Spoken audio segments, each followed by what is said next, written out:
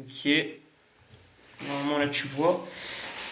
Ok, donc petite présentation assez importante. Donc, en gros là, ce que je vais présenter dans cette vidéo là, c'est le grid infini. Le snap to grid, je l'avais déjà montré en appel, mais on va le revoir forcément. Et aussi le fait de. Donc l'utilisateur peut maintenant bouger la caméra pour se déplacer, tu vois. Ok, je vais t'expliquer c'est quoi les touches pour bouger. Et on pourra même genre ajouter de meilleures touches ou quoi plus tard. Mais du coup là. Donc c'est un peu ces trois trucs là que je te présente actuellement. Et après on parlera de la suite du futur. Donc, genre application. Bon, je me suis mis directement dans la scène concernée, hein, mais voilà. Ok, donc là, tu vois, on a un petit grid, ok. On a notre grid, etc. Et comme d'hab, sur notre grid, tu peux prendre un truc et ça snap, ok. Le snap, il est pas encore parfait, etc. De toute façon, je t'en parlerai quand je parlerai de la suite. Mais voilà, ça snap, quoi, ok. Donc voilà, tu peux snap tes trucs, etc. Ok. Donc c'est ton grid. Avec la molette, donc soit tu peux, enfin, pour tester avant, parce que j'avais pas encore fait le délire des touches, etc.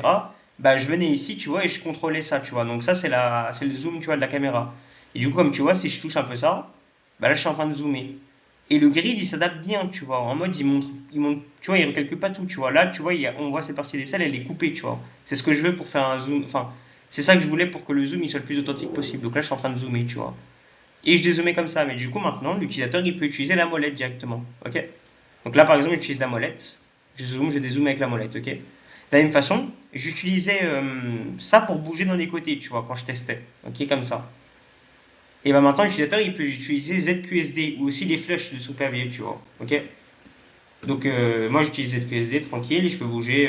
Donc là, je suis en train d'utiliser ZQSD là, tu vois. Ok. Et du coup, tu peux bouger tranquillement où tu veux. Si je fais avec les flèches, ça marche aussi. Donc là, je suis en train de faire avec les flèches de mon clavier. Ok. Et du coup, comme tu vois, par rapport à la conversation qu'on a dit, là, donc, je vais parler un peu spécificité du code plus tard. Mais en fait, ce qui est à chaque fois render, tu vois, c'est seulement qu'est-ce qui est vu par l'écran. Ok. Mais ce qui est important pour nous, c'est que là, ces deux éléments, je les ai mis ici. Si je zoome, enfin, je dézoome un peu par exemple, et je vais tout à gauche comme ça, ok, ces éléments n'ont pas disparu, tu vois. C'est-à-dire que le jour où je vais revenir, donc là, je suis en train de revenir de l'autre côté, bah, du coup, je vais les retrouver ici, tu vois. Ok. Donc, pour faire un test, je vais aller en bas, je vais mettre par exemple en bas ma batterie, juste ici, hop, en orientation comme ça, par exemple, et je vais remonter en haut, et je vais quand même retrouver ma lampe et tout. Et si je redescends en bas, je vais quand même retrouver la batterie, tu vois. Et il y a moyen, si je dézoome fort, peut-être que je peux voir les deux. Euh, Ça m'a l'air loin quand même. Attends, je vais peut-être rapprocher un peu le truc pour qu'on peut voir les deux du coup. Faudrait que je fasse aussi un truc où ma souris, quand je drague, bah, ça monte automatiquement, tu vois. Mais ça, c'est pour plus tard. Parce que c'est un truc qui aidera. Voilà, là, je pense que je suis assez. Bon, là, je suis trop proche quand même. Voilà. Donc là, on les voit pas directement dans le même écran, mais du coup, si je dézoome un peu, hop, je devrais normalement voir du coup les deux. Attends, mais je suis en train de me dire un truc là. Ah non, en fait, je viens de capter. Ok, donc ça, c'est peut-être un truc qui est pas fou. C'est un petit bug en soi. C'est, regarde, donc là, je viens de voir un bug, je pense. Je vais prendre la résistance, ok. Et je vais la mettre hors écran. Comment je la mets hors écran? Je bouge un tout petit peu à gauche, je la mets là, tu vois. Voilà. Et donc là, je suis que sur ça, tu vois, ok. Sur lui. Ouais, non, je vais faire un test encore plus flagrant, ok. Je vais zoom sur lui, ok. Donc là, on voit que lui sur l'écran, tu vois, ok. Si je dézoome, normalement, je vais avoir la résistance. Mais. Ah non, ça marche. J'ai rien dit. Attends, mais du coup. Pourquoi est-ce que je vois pas la. Attends. Attends 2 secondes. J'ai mis une truc là, je remonte en haut, donc là je le vois plus dans l'écran. Si je dézoome, ouais, voilà, tu vois. Ah, ben si, je le vois. Ok, c'est juste moi depuis le début qui voit pas. Ah, ouais, elle est là. Ok, c'est bon. Je pensais que j'avais un bug. C'est bon en fait. Tout est bien comme il faut. Ok, du coup, voilà, donc là je t'ai un peu tout montré en faisant ça, en jouant comme ça. Donc voilà, tu vois que le grid ici il est un peu infini, tu vois, tu peux aller où tu veux, je pense que tu vas jamais avoir de problème. J'ai pas encore tout testé, il y a peut-être des bugs qui peuvent exister à certains endroits, je sais pas encore, mais en tout cas de vue là ça m'aidera bien. Et puis voilà quoi, tu peux faire un circuit aussi grand que tu as besoin. Et il y a un zoom minimum et un zoom maximum. Le zoom minimum c'est 1, comme tu vois ici c'est bloqué à 1, ok. Donc là tu peux pas zoomer plus bas. Et le zoom out maximum c'est 20 que j'ai choisi pour l'instant. Ok. Ça change ultra facilement, c'est pas ça le problème. Parce que le zoom out 20, Je vois pas vraiment à quel moment. Et aussi là, les lignes sont rouges parce que c'était pour tester, pour mieux voir. Mais après, je suis d'accord avec toi que c'est pas le plus optique, hein. Donc ça, on pourra changer aussi, c'est pas compliqué. Et du coup, maintenant pour la suite. Donc voilà, là, je t'ai présenté ça, quoi. Pour la suite. Actuellement, j'utilise des vieux PNJ qui sont tout petits. Et ils sont vraiment tout petits. Voilà, ils tiennent que sur ça. Alors que moi, je me prends toujours l'inspiration sur cette vidéo-là, tu vois. Et dans la vidéo. Ah non, mais du coup, tu vois pas la vidéo, je pense, vu que je change d'écran. Je crois pas que tu vois le fait. En fait, je crois pas que mon truc voit quand je change l'écran. Du coup, je vais dire à voix haute, c'est tout, c'est pas grave. Donc, en gros, normalement, ce truc-là, il va plutôt prendre, par exemple, 4, tu vois, que pour le symbole en lui-même. Donc, tous ces 4 carrés-là. Donc, imaginons que c'est en orientation horizontale, hein. Il prendra tous ces 4 carrés-là. Et il y aura une ligne ici qui va prendre ça. Une ligne ici qui va prendre ça. Et il y aura un rond ici et un rond ici, tu vois. Il va prendre tout ça, le symbole, tu vois. Donc, c'est un symbole qui est déjà beaucoup plus big. Ok. Et après, donc ça, c'est déjà, il faut que je crée ce symbole-là. Donc là, on a parlé des SVG, etc. Après, il y a eu les problèmes que tu m'as expliqués, donc je ne sais pas encore. Mais en gros, il y a tout ce délire de afficher bien les choses, tu vois. Et c'est très important que cette étape-là, elle soit bien faite, parce que juste après, c'est pouvoir élonger les fils. Ça veut dire que pouvoir faire sortir, par exemple, des ronds, bah, les fils, tu vois. Et du coup, ça, c'est très dépendant de cette étape-là. Ok. Du coup, ça, c'est les deux trucs qui restent juste après. Et puis, quand je peux éloger les fils, donc je vais rajouter ici, il faut aussi faire que les fils peuvent faire angle droit. Ok. Ça, c'est un autre truc important. Et quand ça c'est fait, eh ben, il faut pouvoir snap les choses ensemble. Ça veut dire que quand je connecte un fil, enfin quand je connecte deux composants avec un fil, ok, déjà il faut que ça se snap bien, tu vois, automatiquement. Et en plus de ça, il faut que maintenant si je bouge l'un des composants, bah, le fil il bouge avec aussi peut-être. Il y a moyen de faire un truc comme ça, ok. Et il faut aussi que les fils se snappent entre eux. Parce que je peux par exemple vouloir faire sortir un fil de là et le mettre juste ici, puis vouloir faire un fil de faire un fil de la lampe et le mettre juste ici. Mais quand les deux se croisent, ils doivent se mettre ensemble, tu vois. En gros, il faut qu'ils se connectent. Je pense. Ou peut-être que c'est pas une bonne idée de faire ça.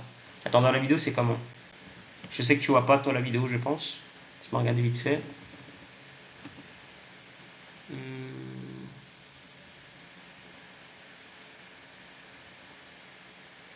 Ouais, bon, me montre pas dans la vidéo. Ah ouais, ok, wow, c'est aussi bien que ça dans la vidéo, ouais.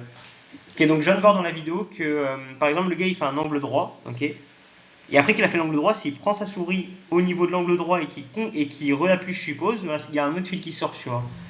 Donc, ouais, il faut voir, quoi. Pour le fil, il faut voir.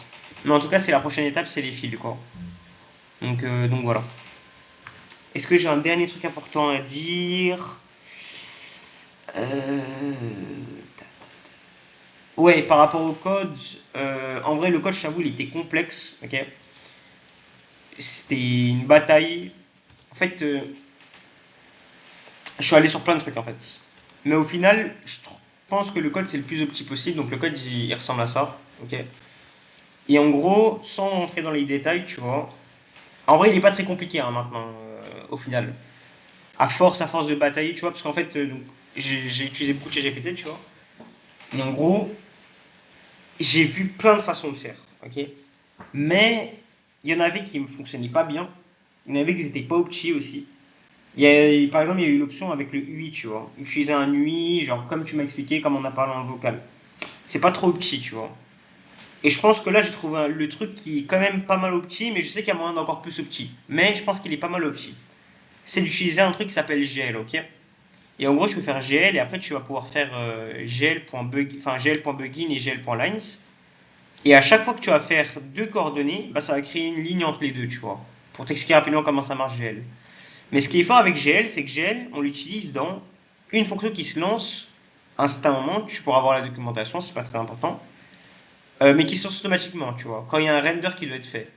Et GL, ce que ça fait, c'est que ça utilise ton GPU, donc le GPU de ton ordinateur, ok, pour dessiner, mais dans le low level. Donc quand on parle de dessiner dans le low level en informatique, en gros, tu retiens juste le mot optimiser, tu vois. C'est vraiment optimiser d'utiliser GL, tu vois, si j'ai bien compris.